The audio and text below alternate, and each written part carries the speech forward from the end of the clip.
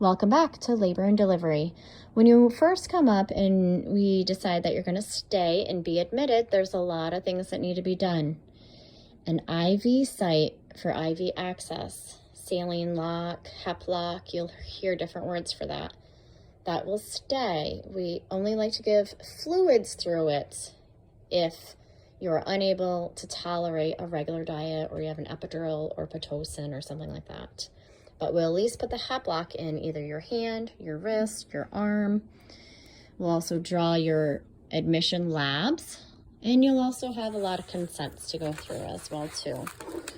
So it gets a little overwhelming, especially if this is your first time up here. There's a booklet for your birth certificate.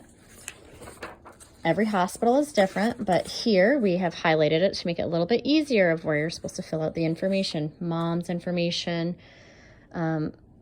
dad's information, or left blank, partner, whoever's going to be on the birth certificate. Fall management, we talk about safety. When you're here and you have the IV pole and you have the monitor and you're up walking around the room or to the bathroom, we want to stress the importance of just asking for help if you need to get up and out of bed, if you feel like you're a tangled mess. Okay? Having something on your feet. Do you have pain meds on board? Things like that. Policies and procedures while staying on the labor and delivery floor are different for every hospital. Right now at our hospital, you're allowed one support person. That person stays with you until discharge.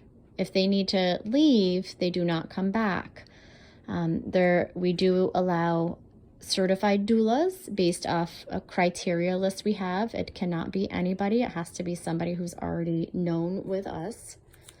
Okay. Consent for vaginal delivery. Yes, you need to give us permission to deliver your baby.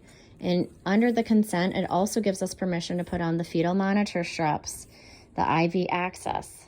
If there's an emergency, midwives don't do this, but the physicians will be called in if they need to use a vacuum or forceps for delivery. These are still rare, but they do happen. And sometimes we don't talk about them until it's time. Like if baby's heartbeat is too low and the baby's sitting right there and we just need to hurry up and get the baby out, this may happen.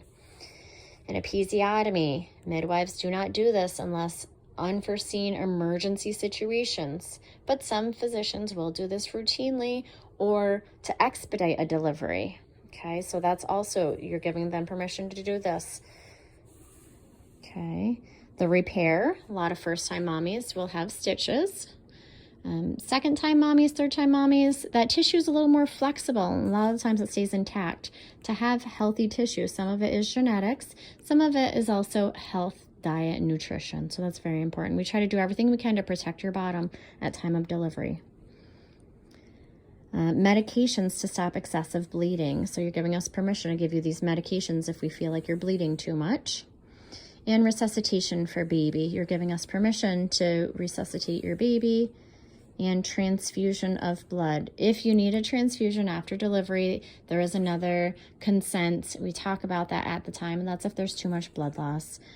These things do happen. That's why they're all here, and we talk about them.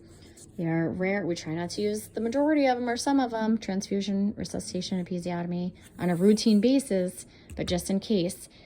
We here at this hospital have a call system. We can't guarantee a midwife is going to be here. There's also physicians here. There's 8 of us. It rotates through whoever's here.